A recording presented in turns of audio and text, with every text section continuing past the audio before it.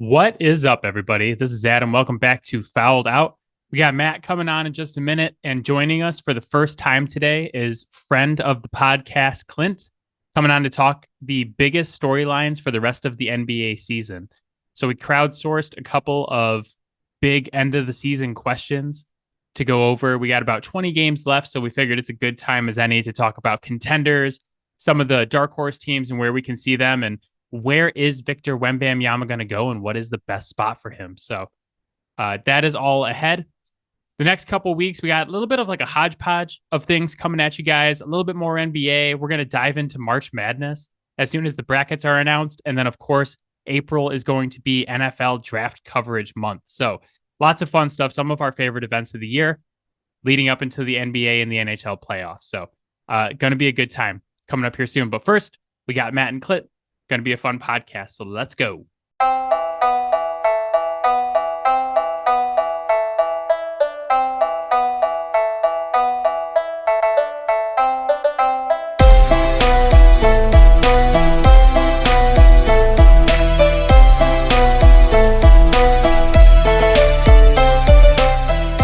All right, Matt is here. Not very exciting. Matt's here every week. What is very exciting? It's true. We have a guest this week, friend of the podcast. We got our buddy Clint here to join us. Clint, how you doing, man?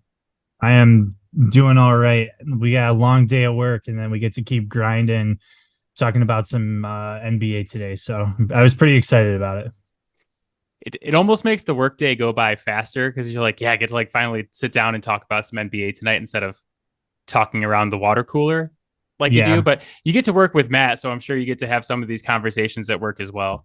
Yeah, I would say there's like 15 to 20 minutes normally if we're both in the office of just recounting some of the wild things that we've seen in sports.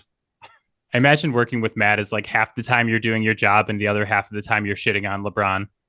Yeah, I think that's fair. So Clint, Matt told me in our prep for the show that you don't really have like a specific NBA team that you follow. Yeah. So when I was growing up, I grew up in the Thumb, and Detroit is Michigan's team, obviously. But for whatever reason, like the 7-foot tall guy, really enjoyed watching Allen Iverson play basketball. So I really liked the Sixers.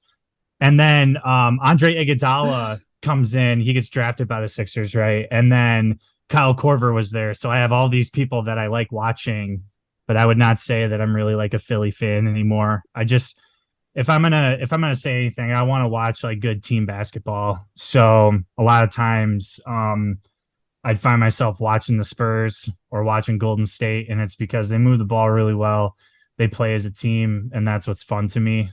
So Matt's kind of correct. I guess like I can default to the Sixers, but I'm not going to own Joel Embiid and I'm not going to own James Harden. Like I'm not fans of those guys. That's good. Cause if you were a diehard Sixers fan and you listened to this podcast before, you probably wouldn't have wanted to come on. No, like they deserve all the flack they get. Like, oh, absolutely. Yeah. Oh man. And Matt also told me that you played college ball.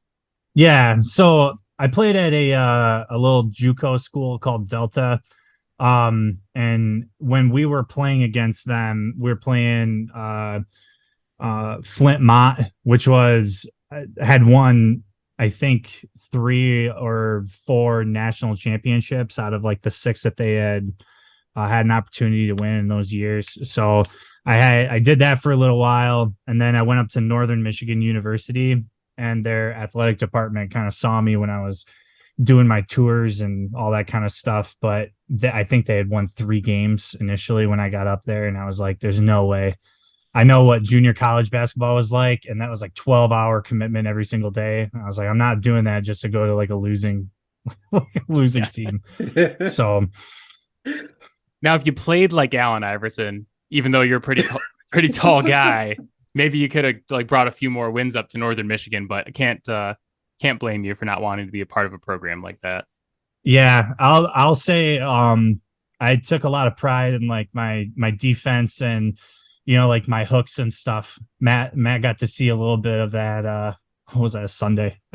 Yeah. We went out to the park and shot around because it was really nice. But my ball handling was and is not anywhere near like a guard's level. So that I'll set that one out.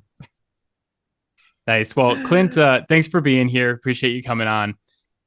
We are going to talk about the quote unquote burning questions for the rest of the NBA season. Got about 20 games left, so I crowdsourced some questions of what the people want to hear. Some of these I obviously came up with by myself. You guys will hear that when we start talking about Sacramento Kings, because I think we're the only podcast that does consistently. Yeah, at least the prior to last this year. 2 of the 5 are 100% about us. 100%. So without further ado, we'll go to the first one.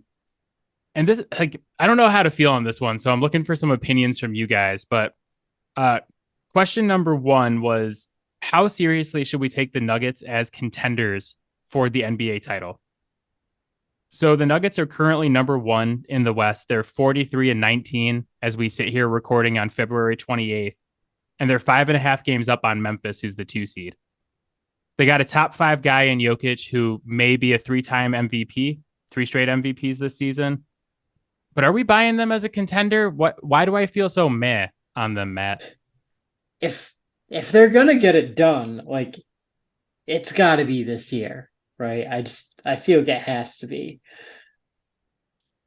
because even though they are the 1 seed and they've played incredibly well, and they have the man who should undoubtedly be the MVP for the 3rd year in a row, playoff basketball is a little bit different. And a lot of times what it comes down to is who's got those players that take over.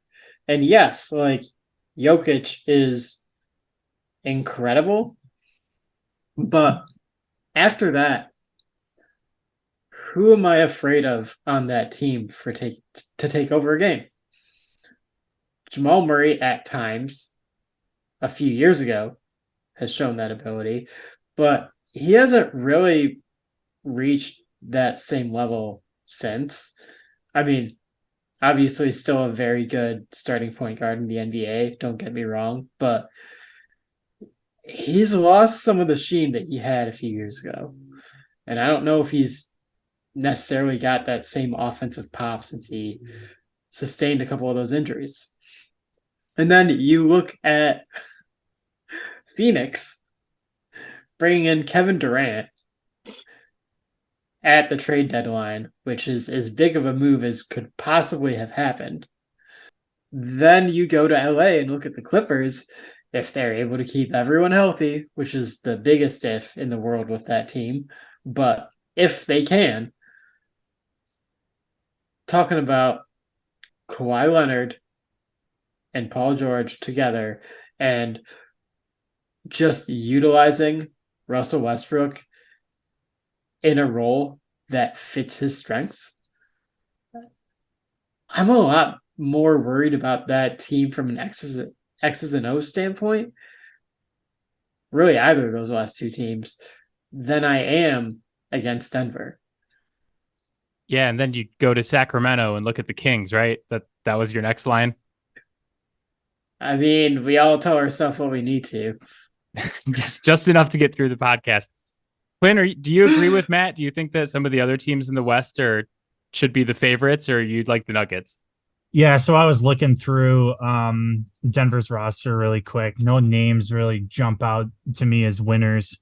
I think the person who's probably got the deepest in the playoffs that would be relevant is KCP's got a ring. Yeah, okay, yeah. So Colo Pope does, Yeah. but what I would say is, looking at this, like, DeAndre Jordan has some playoff experience. And then I don't know if there's a whole lot of other people on here that have had influential positions on teams where it's, they're the one leading it. I think it's totally in the hands of Jokic at this point in time, and whether or not he's going to take that next step.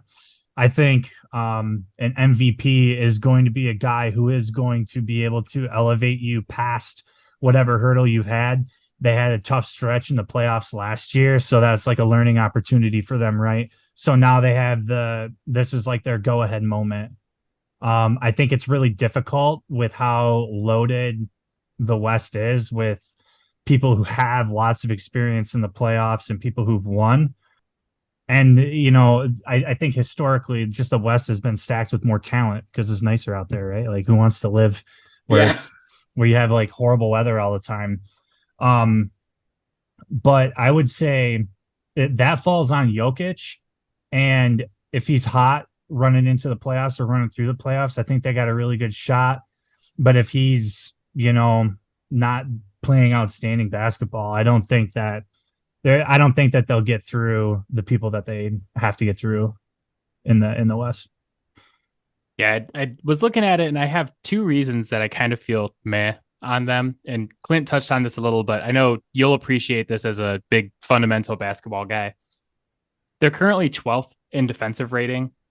There's only been one team since the merger to win the NBA championship while being rated outside the top 12 in defensive efficiency. So the defense is not exactly where you'd want to see it. They're like right on the borderline of like that top 12 defensive efficiency, but they've been outside of it most of the season. I think the other thing that I would say too is when and you kind of see this a lot. You've heard LeBron, as much as we want to meme on him and dunk on him for being a dingbat. Like there's a switch that people are definitely able to turn on, and you're not playing for regular season games, and the MVP trophy doesn't matter, and like you're taking it a game at a time. Having the 12th rated defense is not something that I would say I would have confidence going into a playoff series being able to say that, because that's people on average nights. They got no reason to turn it on against you, unless there's like a rivalry, game or whatever, or somebody gets upset with how, Jokic responds to a foul or whatever. So I think once playoff comes around and gets serious, that defensive deficiency is going to really stand out. Yeah, that's exactly where I was going too, is that they're not as high defensively as you'd like to see. Like you see teams that I think we all agree are contenders, and the Celtics and the Bucks being much higher than that. Yeah. Denver's number 2 in offensive rating, but when your defense is not as high, your offense has to be that potent for you to win games and go on a deep playoff run.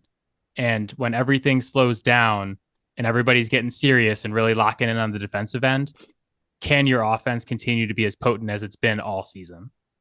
I think one of the moves they made a few years ago with the hopes of being an answer to that was acquiring Aaron Gordon.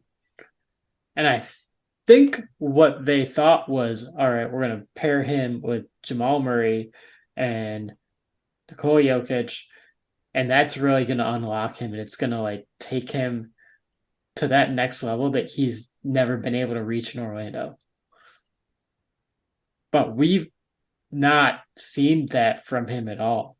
Like he's kind of continued to just be the same guy. And to kind of go back to exactly what Clint was saying, like you need those guys to just take it up to the next level in those games.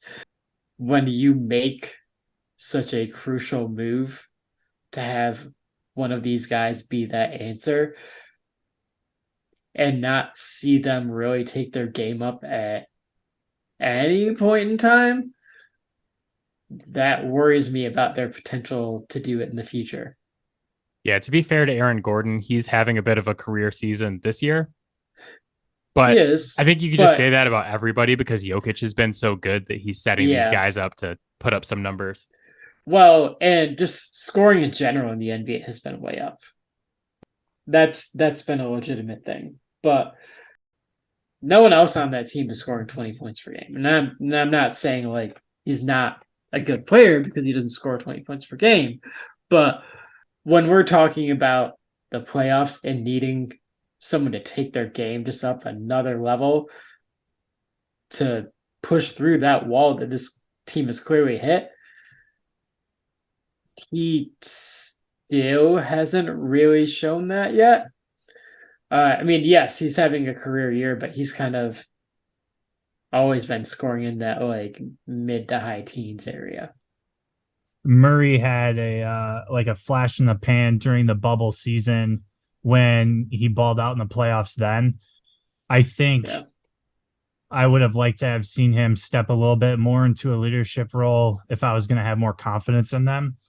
Um, and like we're not in the locker room, so we don't get to see who's actively taking that role. But I think Jokic does that with his play for a majority of the time. But what happens when you get somebody who's going to match up really well against Jokic?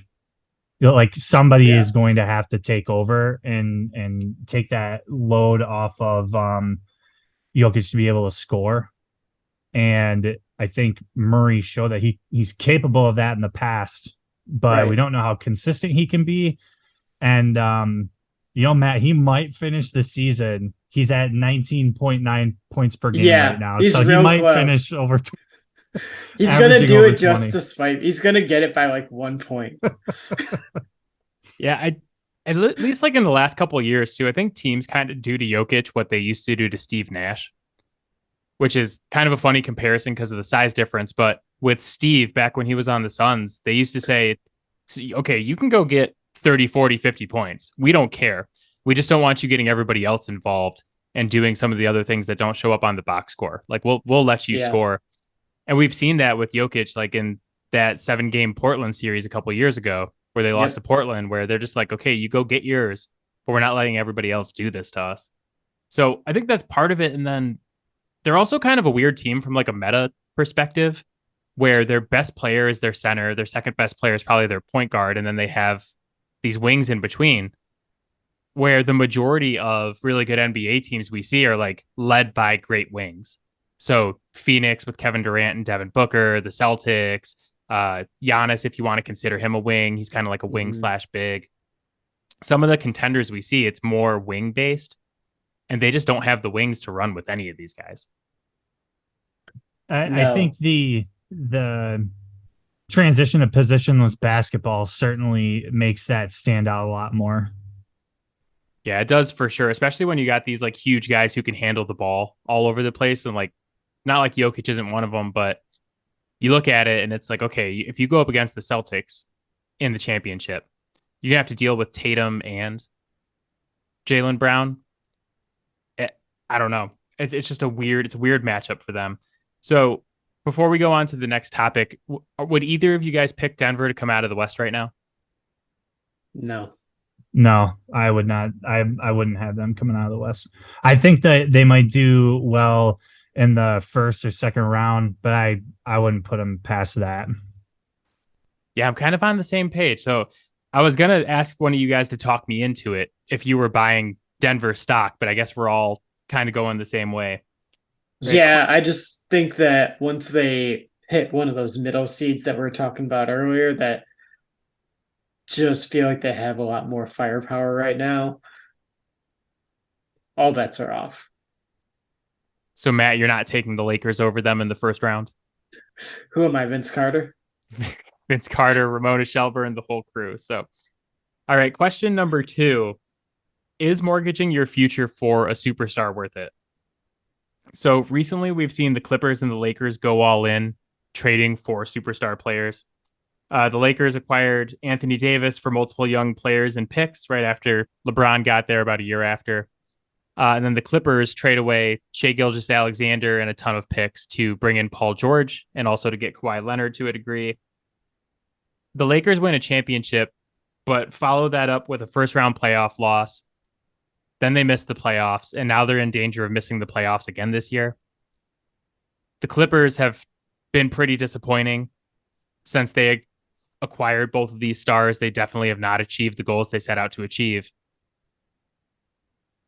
And looking back at it now, years later, do you think that these two teams make these trades again? Like, has this been worth it for both of these teams? I don't think that's the right question. If I'm going to be honest, I think objectively you can say, well, it might not have been worth it, but historically they've continued to make the same mistakes at the Lakers. Like we can go back when they did have Steve Nash, when they did get Dwight Howard the first time around, that didn't work. And then they kept cycling through people. And it seemed like there was a lot of, I'm embellishing a little bit, but they did a lot of roster destruction just to see if like two new pieces would do any good. And like LeBron's had that issue for a majority of his career because he's the general manager of the team, right? Like the question when Matt and I kind of talked about this at work a little bit was who's worth that? Who has been worth that? And I don't think you can answer that with any kind of confidence and say, yeah, it's like, you know, MJ would be one of those people. I think Giannis it would be like your pick today for that, maybe, or Steph when he's healthy. But I would not say that anybody's worth leveraging all of the potential that you could have on some guys who, I don't know, like they're good players, but I think they're a little outside of their prime when the deals took place too. I think that's fair. When you look at the more historical track record of such trades as well, like it just doesn't work out. I mean, I remember being floored back when Denver pulled off that trade for Allen Iverson, and I mean, like eventually he ended up settling my franchise. Thanks, but like that never worked out either, right? It's there's so much more needed to win a championship at this level than getting that one star. And I'm not saying that an extra star doesn't give you a very distinct advantage, but a lot of times those stars can't be put in the position to play their role properly if they don't have the proper supporting cast to be the role players. Yeah, I was thinking about this from both, like really specifically the Clippers and Lakers perspective, but like you guys are right. If you look historically and you look at like even when the Knicks traded for Carmelo Anthony, with how awesome he was, they just never took off. You know, they had the one great season with Carmelo and Amari Stoudemire and those guys. Yep. And it's just straight downhill from there. I think the Lakers could argue that the Anthony Davis trade was worth it because they got the championship. But I was thinking, like, how many years of your future are worth the one championship? Like, is it worth it to burn down the next 10 years to win the one ring? Or do you try to like build something more sustainable? I think you have two teams in the West who have literally written the book on this with Golden State and San Antonio. And longevity for those guys has been multiple rings, multiple like late, playoff runs, and turning your talent, developing your talent into all-star level players. And I think that's how you build successful organizations. And I think, San Antonio is in a little bit of a slump. Like, okay, you got rid of your two best players because, well, three or four actually. Kawhi went, and then Duncan, Manu, and Tony Parker just got old. So like, but you got how many like rings out of those guys, I don't think it's worth it. Like if it were me, I would go the route of I'm going to hedge my bet on some good draft picks. If I can make some savvy trades for role player guys who are going to fit really well into the system, I'll do that. But I'm not going to sacrifice my future for the shot of maybe winning one now. Yeah. And that's like, I think the Lakers could argue it worked because they did win one, but then you have the Clippers in the same city who like, they haven't won one. And I was thinking about being a Clippers fan today, like putting myself in the shoes of like the 8 people who are like hardcore Clippers fans and thinking like, would you be happier with this Paul George Kawhi team that's constantly underachieved and like watching Shai Gilgeous-Alexander become like a top 15 guy somewhere else? Or would you rather just have SGA and be like, okay, now we got all of our assets, we can build around him, we can do some things. It's tough. And it's like, I look at the Suns who just made the trade for Kevin Durant. And if they don't win a championship and they gave up Mikal Bridges and a bunch of future picks, Yeah. that's going to be one that burns them too. And it's like, man, you're going all in and you're mortgaging X amount of years of your future for this one shot or like this couple year window to try to win at least one ring. And I'm with you, Clint. Like I'd much rather be someone like Boston and just have Jason Tatum and Jaylen Brown forever and just be like, okay, our window is open for 15 years, not 3. So often you don't really even know what you're giving up. And we kind of seen flashes of it for the Suns. He didn't really need to show like the same level of offense playing on that team with obviously Booker and Chris Paul. But we're also now seeing that Mikal Bridges can be an absolute star now that he is essentially the guy in Brooklyn. While I don't want to downplay the advantage that you are gaining by obviously getting someone like Kevin Durant on your roster, what other holes are you creating when you make that trade? Because Mikal Bridges plugs a ton of holes. That is a guy that you don't ever have to worry about him having a bunch of zeros on his stat sheet. Yep, I like it. And it's just the picks. It's so many picks and pick swaps and stuff, and you just never know who that guy's going to be. Right? I think if you, I think like the thing that I'm thinking about, just like, okay, I'm going to try and put myself in a position of a team that's going to do that. They don't have good enough coaching to develop talent. Yeah. And I think like that's where like you said, in Boston, there's a, pretty big controversy last season for that.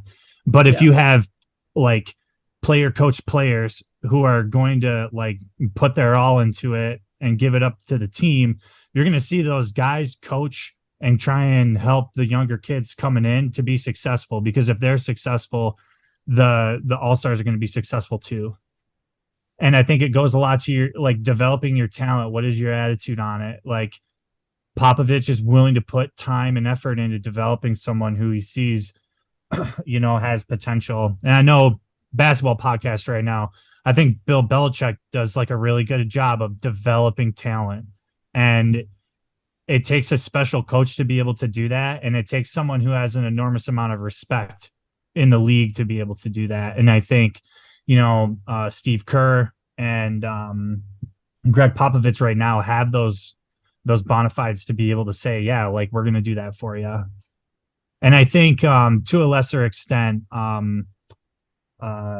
Miami, like I think, they've done a pretty good job of developing some of their younger talent into guys who can step in when they need to be in that starting role. Yeah, I think that's a good point too, especially with the Warriors and how they've kind of had this on and off run.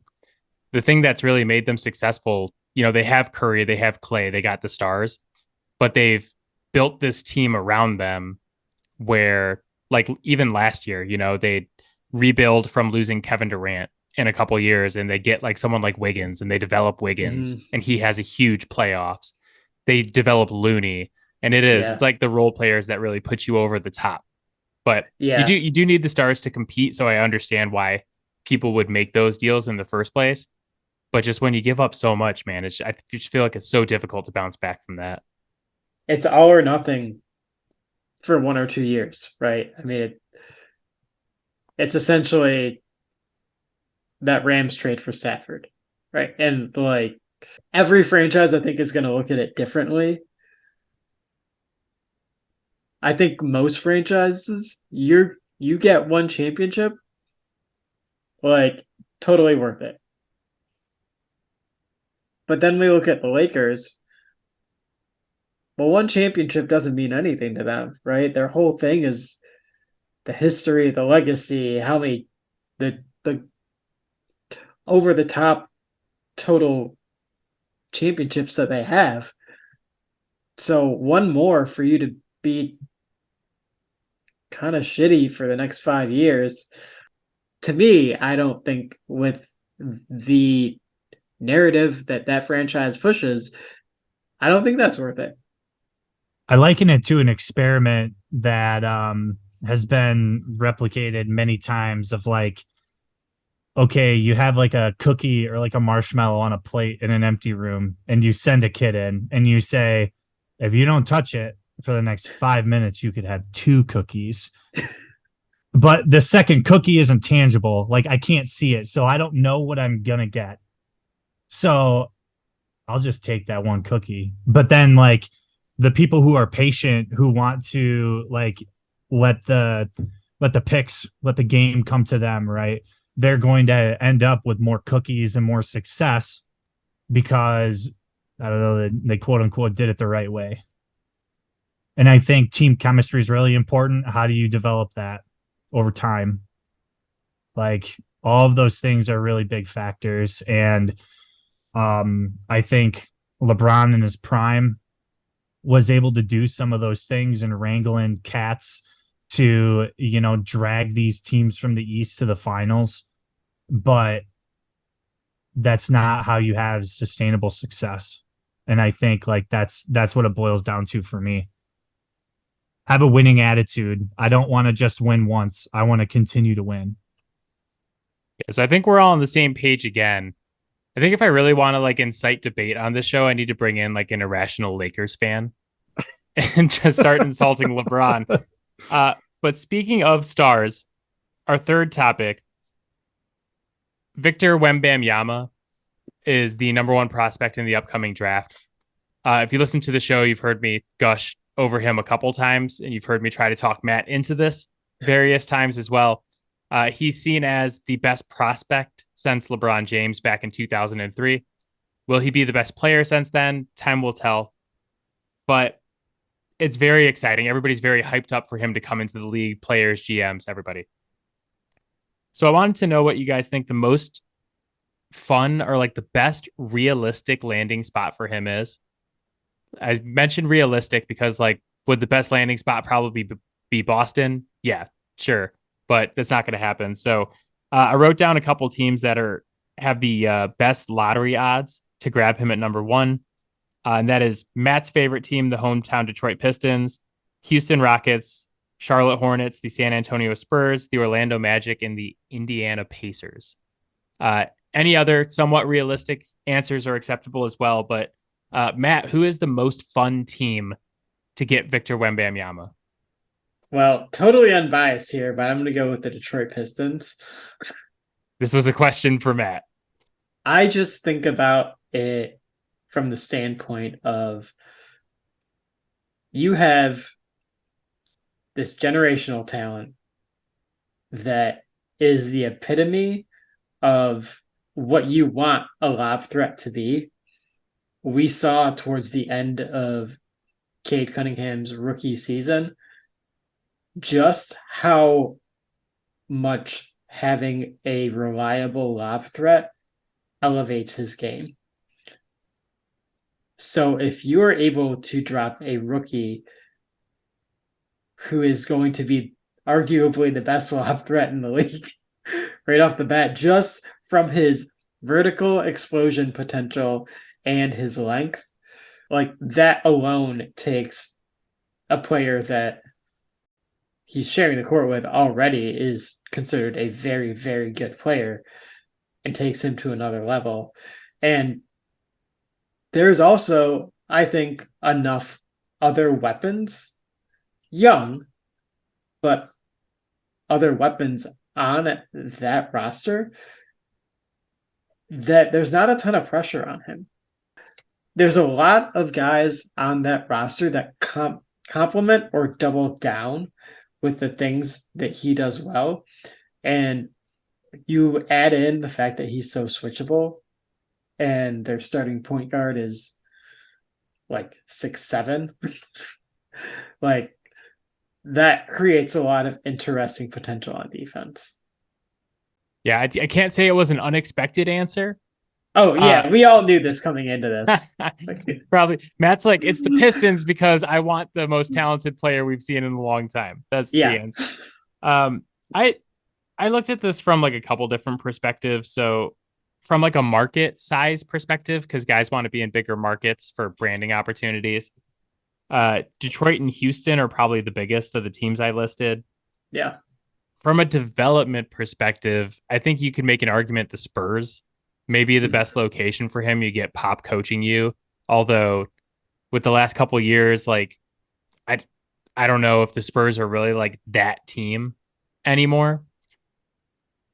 And then like I was thinking about it from a who do I want to share the floor with perspective if I'm Victor Wembamyama.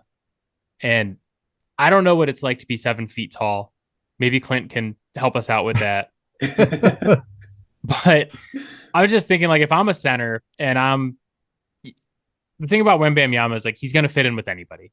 You could literally play him with any player. Like he could fit with like a Russell Westbrook, a Kevin Durant, anyone.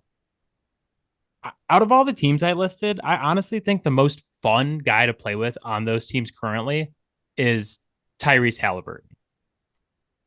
Just from like the way that he sets other guys up, he's a pass first point guard. He's just someone who I think would be super fun to play with as like a 7-foot dude who's rolling to the rim and like kind of doing pick and pops and getting your shots and stuff like that.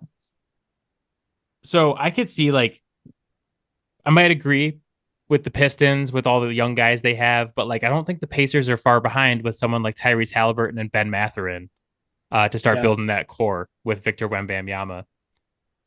Clint, where are you leaning? I would have, if I could have my way, I would have San Antonio draft him, and I would not play him his rookie year. So let's just like we have somebody else who's really similar body type, right? And Chet Holmgren. What happened to him? He weighed 190 pounds at 7'1", and he got banged up, and then I believe he had a foot injury that kind of like halted his like first season, right? Yes. Yep. Okay, so you're gonna tell me that somebody who's 7'2", who weighs 230 pounds, is gonna come in. I understand playing overseas and you're playing professional ball. You have to be skilled to be over and playing there, but you're not playing like you're playing with men. Grown ass men who are going to body you. And compared to some of those guys, I've like stood, I've been at pro basketball games and got to stand next to some people who are pretty big. I've like met Chris Kaman, and he's kind of like my size. I'm small compared to them, and I weigh 300 pounds right now. So that's like perspective for Matt. So you're going to ask this kid who's not played 82 games in a season to come in, to put miles and miles and miles on his legs, expect him to bulk out a little bit, and expect him to play at a high level. I don't think that's like reasonable. I think injuries would be what I'm concerned with, and longevity. And I would want him to, it's really funny if you look at the comparison pictures from Giannis when he first entered the league to like when it like now, like as a monster. I think like I would give him a little bit of time for his body to develop and get some muscle on him, get a little bit of weight, so you're not going to get pushed around so much. And it's not to say that, he's not going to come in and do well. I think that he has that capacity, but if you want to, be that talent that's going to take a franchise to the next level, your body needs to be a castle, and it has to be strong, and like you got to be able to go through people. And I don't think that physically he's capable of that at this time. Yeah, he already has a little bit of an injury history behind him already. Nothing like super over the top, but he's young, so there wasn't a ton of opportunity anyways. So it's something. It's literally like the one thing that I'm worried of with him. It's the only thing that I'm worried about. I just think physical basketball is like part of the United States too. Like you gotta be hard to be banging in, down the post, or even like coming off screens. Like people get lit up And we can say everything that we want to say about the Europeans and soccer and all this other stuff, but I do think that there is a physicality that's played in the States and played in the NBA that is kind of lost if you look at like the FIBA kind of stuff. And I think that is not appreciated enough when people are talking about talent and talking about like these things like resilience and being able to not only like dish out, physicality, but take it and still be successful too. Yeah, it's interesting. I wonder if you actually play him as more of like a 4 his first year or so until he does have some time to fill out a little bit. And maybe in that case, like you do want him somewhere like Detroit where you could play Jalen Duren next to him, or like somewhere like Indiana where you could play Miles Turner next to him. Because like I said, he fits with anyone. It doesn't matter who you play next to him. He can do everything. He fits in well. I also just want to mention, Clint said like not to play him the first year. Adam Silver does not approve the content of this podcast. We are not associated with the NBA, or else we might be getting a nasty letter because they want him to play. They want that guy out there. So I'm totally on board with that. And I'm like, I'm not one to say that, somebody who is going to come in and who's actually like developed, but this kid's 19 years old. Like, I'm worried about longevity. I want him to be strong and I want him to have a long career. I could care less about the NBA making money because the top prospect plays his first year. Like, if I'm looking at it from like, if I put myself in Pop's position, what's going to set me up for long-term success? It's not having this kid banged up and injured, the first 4 years of his career. Yeah. Pop is the only coach on the list of teams that I gave who has the like gravitas to pull that off. Like if he was going to be like, we're going to play him in a limited role, there's nobody else who could do that. Before we go on to question 4, Matt, one really quick question for you. If the Pistons get the second pick, are you just like blindly drafting Scoot Henderson? It's tough because I do think he's pretty much separated himself as like the second best prospect in this draft to this point. Obviously, things can change, but at the same time, it's like, how many guards do you need to add to this arsenal? At this point, really, they need wings more than anything else. But well, that's kind of what I was thinking. Is like, hey, you have this guy Brandon Miller from Alabama. That's exactly who I was thinking. Yeah, 6'9", silky smooth wing, can shoot threes, do it all, and you put that guy next to him. Yeah, he's an absolute killer. Oof. Oof. He was cleared of the charges. Okay. Yes. So we'll talk about. I was going to mention that. We'll talk about it more as we get into draft season. But I'm kind of starting to buy into Miller a little bit here because I think like outside of Wembamyama, we're talking about like NBA meta. That 6'9" scoring forward is like that's pretty hard to find. We talk about it with the NFL draft a lot. That rule, like, oh well, this team is never very good, and then this team is suddenly super successful. Whoever was on that team, take that guy. Yeah. This applies here. It's the big fish, small pond theory. I love it. Yeah, let's make it a comeback. I think Scoot has like a decent chance of making an impact, and it's because G League, like, we can laugh and say that that's not good basketball, but people are rotating in and out of there from the league.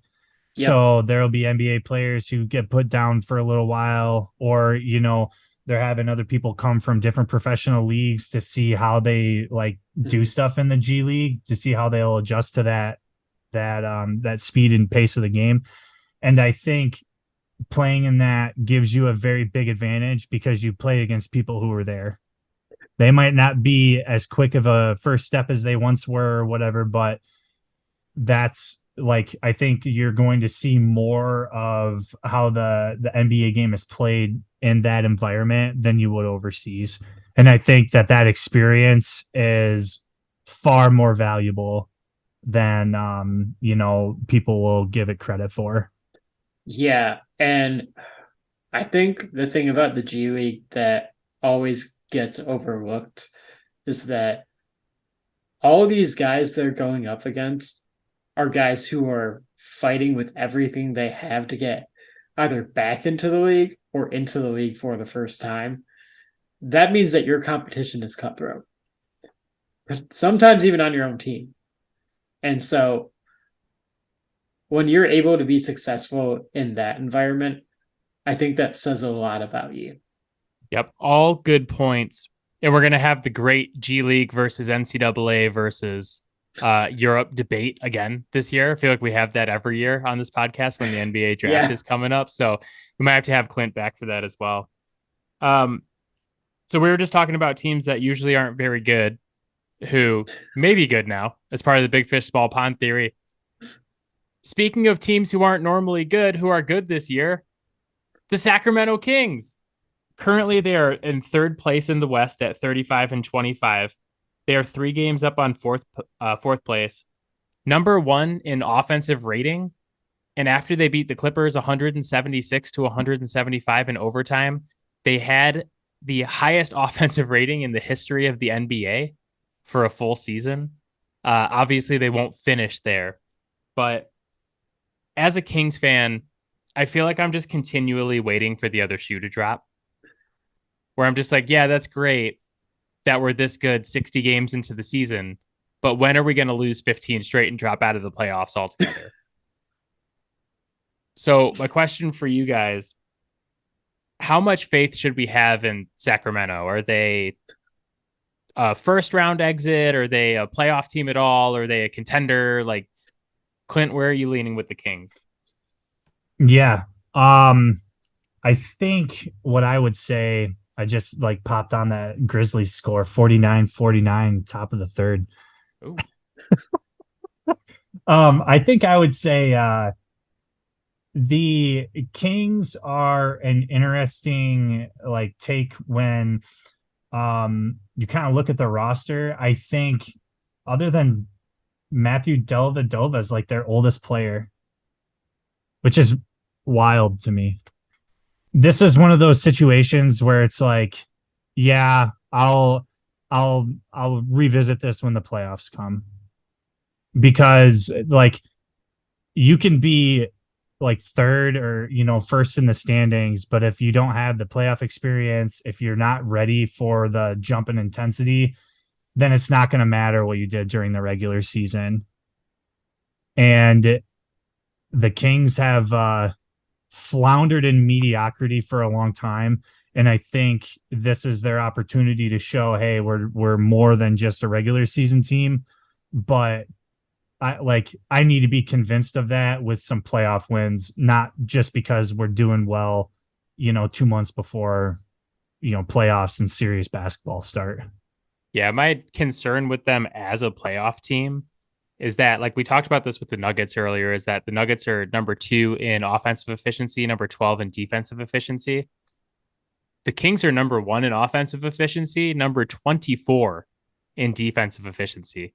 So, like, when things get serious and when teams start locking in on defense and you're not playing like Portland without Dame, Simons, and Grant, and you're not playing the Thunder 2 nights in a row without SGA, can you win a 7-game series with the way that they play basketball? 22nd in the league in rebounding too. Yeah, so like, another like that's a nail like in that coffin. You can't rebound, you're not going to win.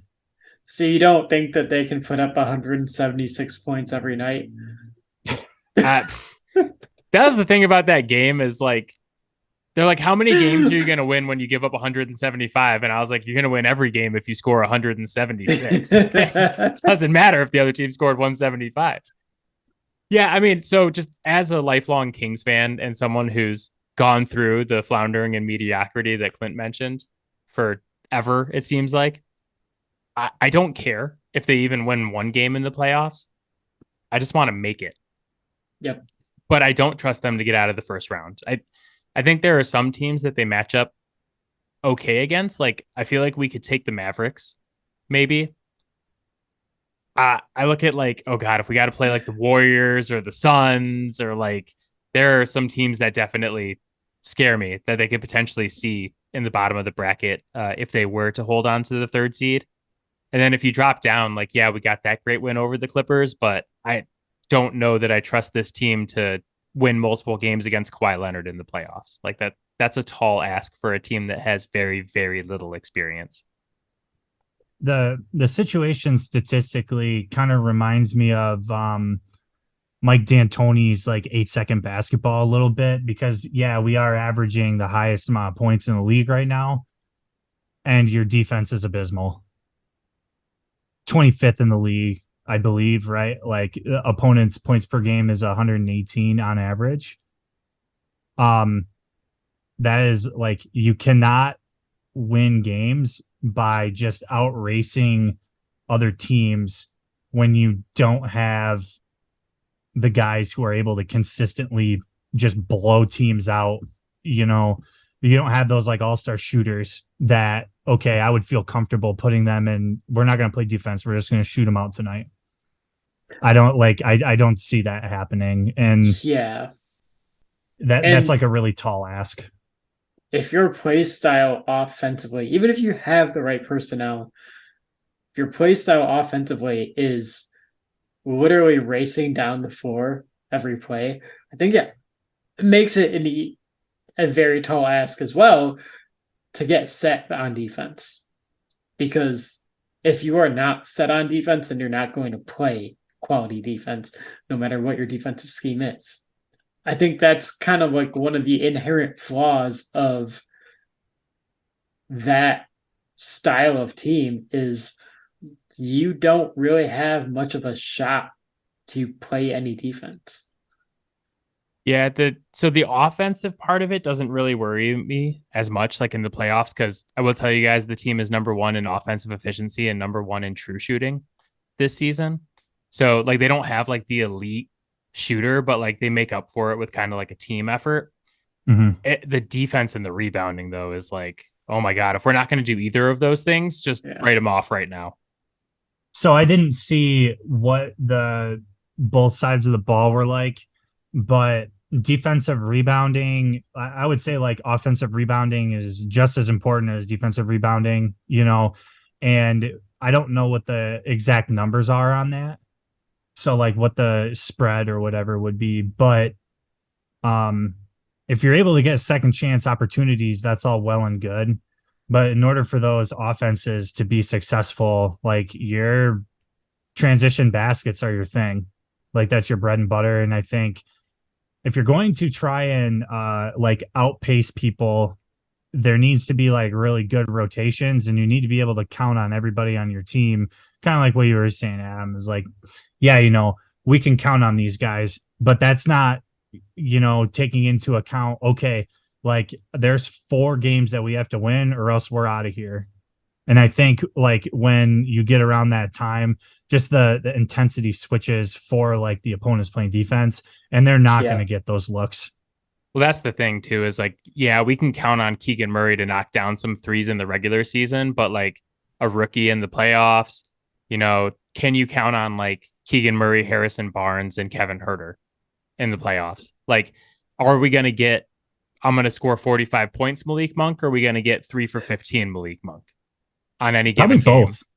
I would say like you're going to see both of those things. And the wonderful thing about in the this, same game. Yeah. The wonderful thing that I would say that's like a really good opportunity for Sacramento right now is like, even talking with us, the expectations are not high. So like whatever, just ride it and play your ass off and see what happens. Long term, if they're willing to take the right lesson out of it, the experience of Sabonis, Fox, and Keegan Murray getting dusted in the first round could actually pay really, really big dividends long term. Again, if they're willing to take the correct lesson from it. Yeah, I really like where the franchise is going and the culture they've established. So, I mean, honestly, even if they get swept in the first round, this is the best season we've had in 20 years. So you won't hear me complain about it. And I think like they are they have that culture now where they would take that as a lesson and be like, okay, what do we have to do to be better next season? Instead of just being like, okay, well, that was a cool season. We made it this far. Like they're going to keep trying to Yeah. improve. So I'm And enjoying that. that says a lot because it was not that long ago that you were out on De'Aaron Fox. Yeah, I was not happy after the Tyrese Halliburton trade on this podcast. And that's what I said is like, now with how things have turned out and how great Fox has been this season, I would basically give up anything to have the season we're having now. I still have my reservations on the trade. We'll see how it goes. But yeah, it wasn't that long ago that I was like, he's not a top. I had him outside my top 25. You had to fight me to get them included in our list. So And he was like one of the last like 3 this is something like that. Yep. It would be different this season. This was like before last season. But yeah, like we've come a long way, me and the Sacramento Kings in the last 12 months. I would like to see them have a championship push just because of the Donahue stuff that they did. They got robbed. Yeah. And if I think if any organization is going to run around with a gigantic chip on their shoulders and be pissed off about something and have that integrated in the culture, I think like that would be my angle. I would say like, yeah, we're gonna be relevant. We're gonna come back and we're gonna do what we gotta do in order to kind of like avenge some of these wrongdoings. And again, bulletin board material. I would imagine like, yeah, some of the guys who are 19, 20 or whatever on the roster, 23 years old, probably don't have as good a memory as like, me who watched it and was wondering what the heck was going on when all the fouls were getting called when I was in middle school. Kobe Bryant broke Mike Bibby's nose and Mike Bibby got called for a foul. Yeah. Yes. I mean, there you go. You Mamba. Just I got to go on to the next topic before I get too upset about this. But now it's my turn to be upset. Yeah, the last question is, what the fuck are the Trailblazers doing? So Dame goes off for 71 points in less than 40 minutes the other night. First player to ever do that.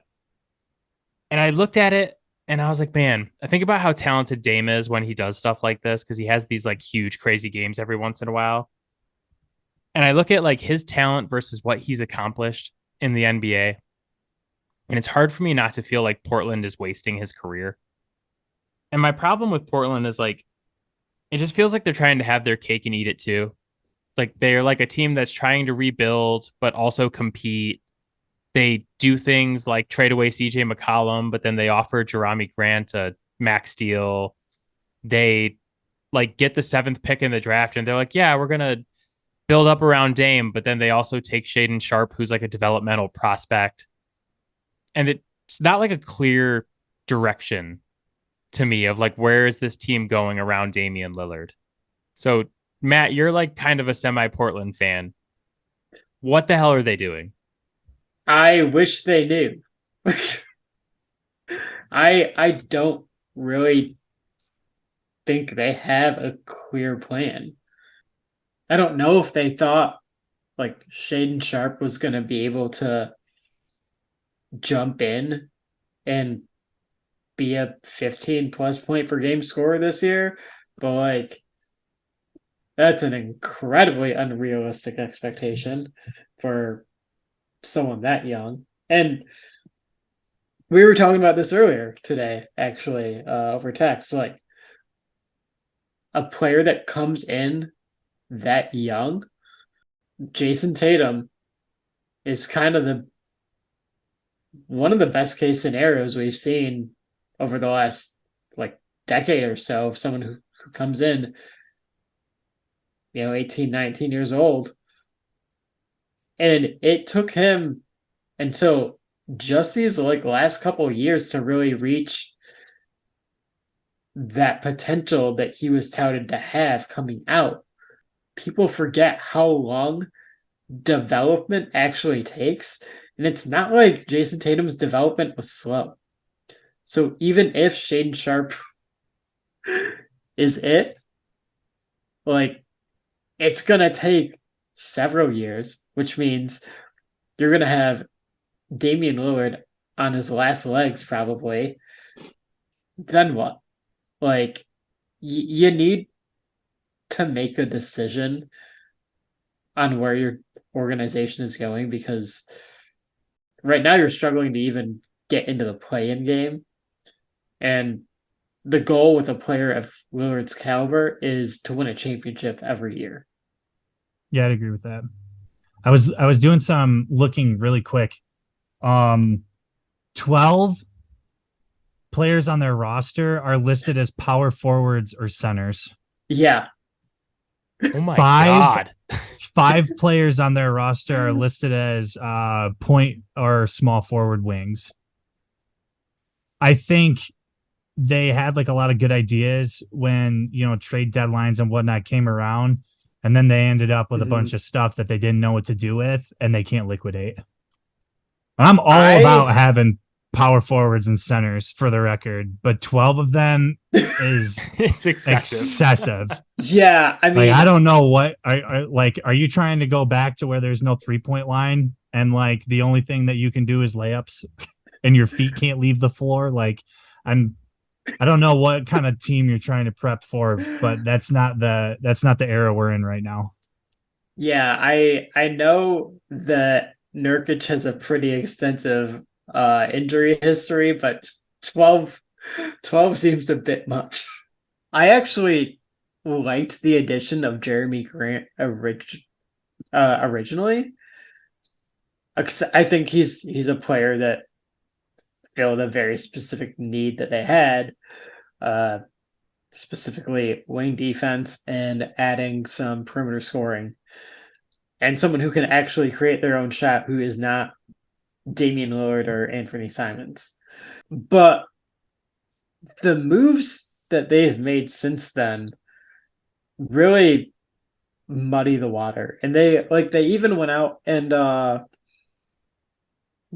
Gary Payton II in the offseason to add to that defense, and then turned around and traded him after making him play through an injury. It's like, you've got to pick a course, because even on a single transaction, they can't make up their mind. They need a shooting guard, true shooting guard. Yeah. Yeah, I feel like the 2023 or the 22-23 Portland Trailblazers are just like that Spider-Man meme. And it's like you have Dame, Simons, and Grant on one side, and then you have like Dame, CJ, and Norm Powell on the other side. It's just like, it's the same team every single year. And it's like, they're going to, we're going to rebuild. We're going to do Grant and we're going to do Simons. And then you give these guys these huge contracts and you're locking yourself into a place where your only ceiling raiser is the hope that Shannon Sharp is going to develop, or Shaedon Sharp is going to develop. Yeah. You definitely don't want Shannon Sharp to develop on this team. But yep. If Shaedon Sharp doesn't develop quickly, like, then they're capped out. We know what their ceiling is, and they're not a championship contender. And I don't know if I want to be in the spot where I'm putting all my hopes on this one dude who didn't even play college ball. I'm not going to put my hopes and dreams. I'm speaking sacrilege right now, but I'm not putting my hopes and dreams in power forwards and centers. Like, I'm just not going to do that. I understand that, there are people in the league who play center, Nikola Jokic, we talked about him earlier. Yeah, he brings the ball up the court and he can run an offense. That is unorthodox. That's not standard. And what would help Damian Lillard is having somebody to like be able to, have that screener role, be able to score necessarily without having the ball. Yeah. So what's the number one thing that teams have done every year when the Blazers make the playoffs to make life hard on Dame? They blitz him at half court. Yeah. they send 2 players or 3 players at him at one time. So, like, I don't know, find a way to get him someone that makes the defense say, hey, doing that might be a bad idea. And I think actually, like, the Jeremy Grant acquisition was the start of that. That was the first move that they made that moved in that direction. It's just everything else they've done since then that's like, you didn't You weren't what we thought you were. They could have traded like 3 centers or whatever to get Russ. Well, I think like the thing that bugs me is like they're like, yeah, we're gonna reload around Dame, and then you have the 7th overall pick in the draft that's valuable, Mm-hmm. and like Shaden Sharp still has some value. So like the two different triggers they can pull is like, do we trade Shaden Sharp and Anthony Simons Yeah. for whatever's out there? Like, I don't know, what does that package bring in? Who's the guy that comes in and helps Dame? And like we just talked about earlier, is it really worth it to trade away your whole future to bring in another star to play with Dame? Yeah. And then the second trigger they can always pull is they can just commit to the rebuild and trade Dame somewhere else and be the team that brings back the package of young guys and picks. But like, can you really do that when you have one of the best players in the league and he's like, hey, I don't want to leave. I love it here. Yeah. I'm loyal. Like, if you shank him, then now you're the dicks. Yep. There's a part of me that thinks that's what they want to do, but the fact that he wants to win it for the city of Portland, I don't know if he necessarily cares about the franchise. He wants to do it for the city. I believe that. They're just like, God damn it, Damian. Why can't you be like every other star in this league and demand a trade when we're not good? What's Because wrong with you? he's a class act and like Yeah. somebody that kids should look up to. I have a lot of issues with like a lot of the things, NBA teams do, but Damian Lillard is one of those guys that if I had a kid, I would be like, yeah, that's who you should look up to. Yeah. They have integrity, they want to win, and they're not just going to go to where it's easy. They want to win where they landed. And I think that really that like I have an enormous amount of respect for Dame for having that approach and that attitude. Yeah, I think we all want to see Damian be successful. So get your shit together, Portland. Yeah. And But he's like the one athlete rapper I've ever heard that isn't just straight up terrible. So, I like Dame Dalla. But yeah. before we sign off, 2 quick questions for Clint. Lay him on me. Matt and I, before the season, we pick breakout stars for the season. I think the one that nobody saw coming this year was Lauri Markkanen, going from being like an average to above average player to being like a legit all-star caliber player. Give me one guy who, and it can be like a young guy who you think is going to break out, or like someone like Lauri who just got to kind of find the right situation. But give me one guy you think could be like the NBA's next big breakout player. Okay, so my honorable mention, I came up with 2 because I couldn't pick. I think Therese Maxey has like a really good opportunity to be a breakout player. I think just what he's doing in Philadelphia right now is really important. But if I'm gonna take like a serious stab at that question, I think DeAndre Ayton with his situation now is a heck of a lot better. And he is going to be able to develop without all of the pressure of everything having to fall on him and Booker. Like I genuinely believe that. And without that pressure and that stress, it's going to be easier for him to develop and come out of his shell a little bit. And I'm hoping that they don't do him dirty and that they allow him to flourish, to be as good as, his potential allows him to be. But I would say like I would put my eggs in that basket if I was going to pick one individual. Leave it to Clint to pick a center. And the other question for you, we made championship predictions before the season, and then we kind of updated them last week and said like, okay, at this point in the season, who are you picking? So right now, February 28th, what is your championship series pick, and then who's winning? So I think it's going to be Milwaukee and Phoenix. And I think Milwaukee's going to take it in 6. Okay, so we're on the same side then. I picked Milwaukee before the season, and I kind of stuck with them last week because I was like, I can't let go of this pick. I think you're partial to the Celtics right now, Matt. I go back and forth. I think if everyone's healthy, I'm going Milwaukee. If Milwaukee's down one of their big 3, then I think the Celtics just have too much firepower. especially the way that Tatum and Brown have been playing this year. And, what we talked about, what I brought up last week is that team is now set up for Marcus Smart to just play the role that Marcus Smart is meant to play. He doesn't have to do all that other stuff, which means he can be even better at what he's already one of the best in the NBA at doing. But yeah, I think if Giannis has Drew Holiday and Chris Middleton is healthy, I think Giannis is just too good. And if you can get 3 of those games out of Chris Middleton where he's hitting his shot and he's not just like the bust instead of the boom, I think Giannis can take care of the rest on his own. Yeah, I kind of feel like that Eastern Conference Finals, Bucks Celtics, is kind of our NBA Finals this year in a way. Yeah. But you never know, man. Suns could come together. Clippers could kind of pull it together. I think there might be a challenge out of the West, but I think the West is definitely going to be a challenge. I think with the fact that KD played with Booker and those guys really seem to like each other, I think that that's just like the jumping off point where they're going to be a little bit more caught up than the Clippers could be with their acquisitions. But in my opinion, Giannis, like, he's gotten it done.